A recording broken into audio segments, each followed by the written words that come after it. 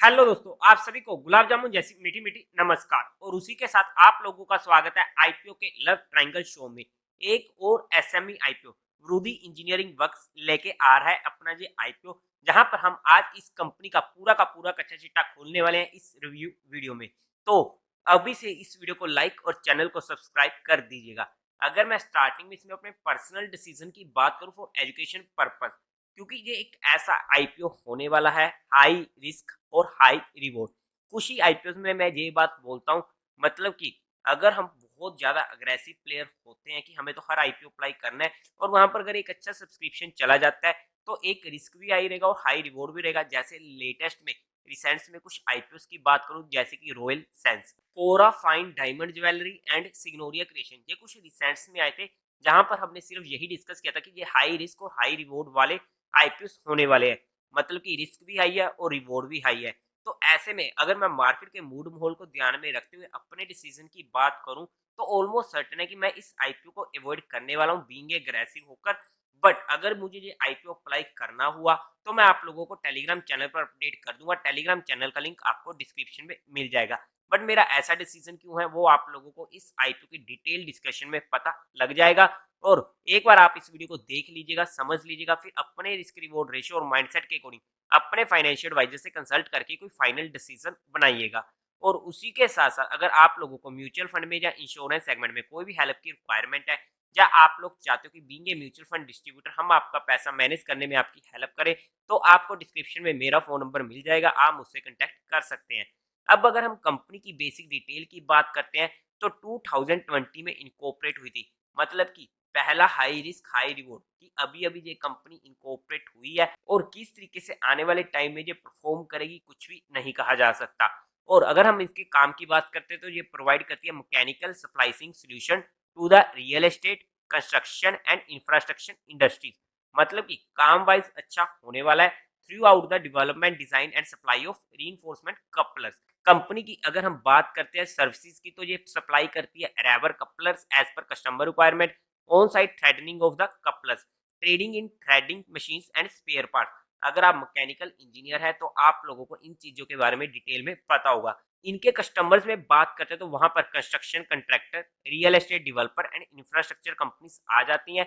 As of March 31 2023 company ने serve किए around 84 customer in mechanical splicing vertical and supply किए हैं steel products to over 2 customer in the trading sector. As of June 30 2023 company के पास 20 employees होने वाले हैं at its warehouse and head office. अब अगर हम कंपनी की टेंटेटिव टाइम टेबल की बात करते हैं तो ये आईपीओ ओपन होने वाला है 21 मार्च को, क्लोजिंग होगी 26 मार्च को, अलॉटमेंट होगी 27 मार्च को, रिफंड मिलने शुरू हो जाएंगे 28 मार्च को, आपके अकाउंट में क्रेडिट हो जाएंगे शेयर फ्लोटेड 28 मार्च को। टेंटेटिव लिस्टिंग डेट होने वाली है 1 मार्च की। फेस वैल्यू रहेगी 10 रुपीज पर शेयर की। प्राइस बैंड होगा 66 से 70 रुपीज पर शेयर का। लोड साइज 2000 शेयर का। टोटल इशू साइज है 4.76 करोड़ का। ये हमारे पास सेकंड मेन रीजन था हाई रिस्क हाई रिवॉर्ड का।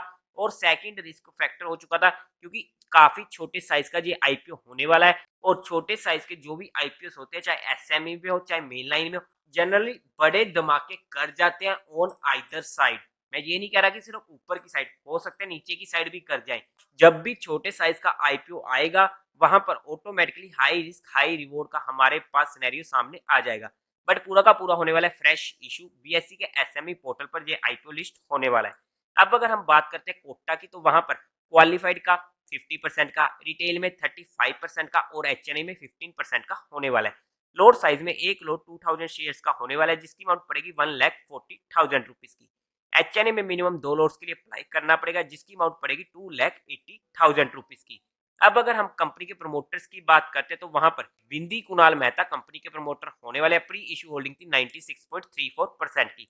अब अगर हम कंपनी के मेन मुद्दे की बात करते हैं यानी कि कंपनी के फाइनेंशियल की, तो वहां पर 2020 में इनकॉर्पोरेट हुई है और हमारे पास 3 सालों का डाटा अवेलेबल है। टोटल एसेट 2021 में थे 3 लाख के, जो इंक्रीज होते होते 2023 तक पहुंच चुके थे 7.82 करोड़ के। ग्रोइंग रेट काफी ज्यादा होने वाली है। रेवेन्यू की बात करते हैं तो 2021 में था सिर्फ और सिर्फ 0.44 लाख का, 2022 में 2 करोड़ 20 लाख का, 2023 में 13 करोड़ का। अब ये फिगर्स रियल हैं या फिर सिर्फ कागजों कागजों में, बट जिस तरीके के फिगर्स होने वाले हैं, काफी अल्टीमेट फिगर्स होने वाले हैं और काफी जबरदस्त ग्रोइंग रेट देखने को मिल रही है। और जब भी जनरली छोटी कंपनीज होती हैं वहां पर हमें ऐसे फिगर्स भी देखने को मिल जाते हैं अगर कंपनी अच्छा खासा कस्टमर एक्विजिशन करने में कामयाब हो जाती है।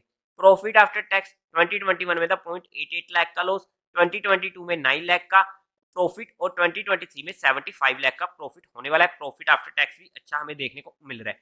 नेटवर्थ 2.12 करोड़ की, रिजर्व एंड सरप्लस में 1.18 करोड़ का, टोटल बोरिंग्स कंपनी का 3.23 करोड़ की होने वाली है।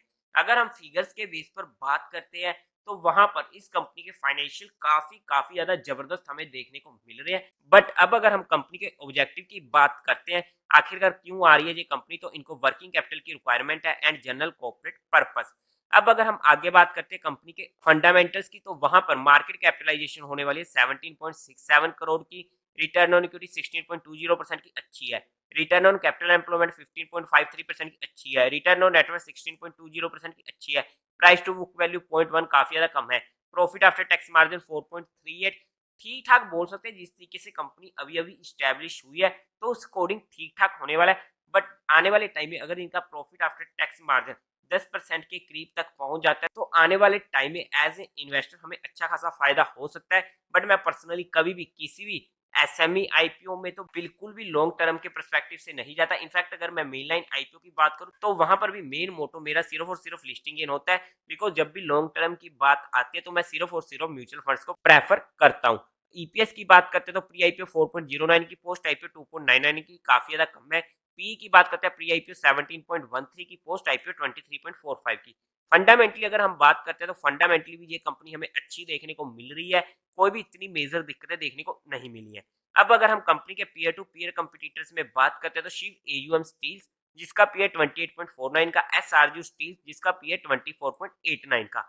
अगर हम इसके जीएमपी की बात करते हैं तो आज के टाइम पर इसका कोई भी काम नहीं हो रहा है ग्रे मार्केट में।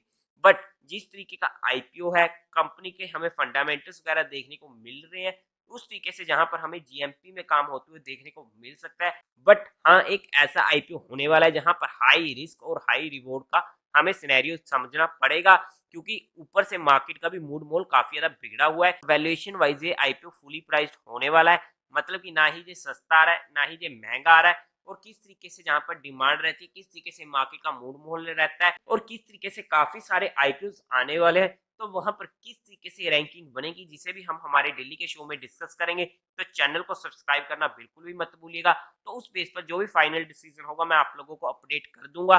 बट जहां पर हमने सिर्फ कंपनी को education and learning perspective study किया है, किसी भी तरीके कोई भी इन्वेस्टमेंट टिप या एडवाइस नहीं है।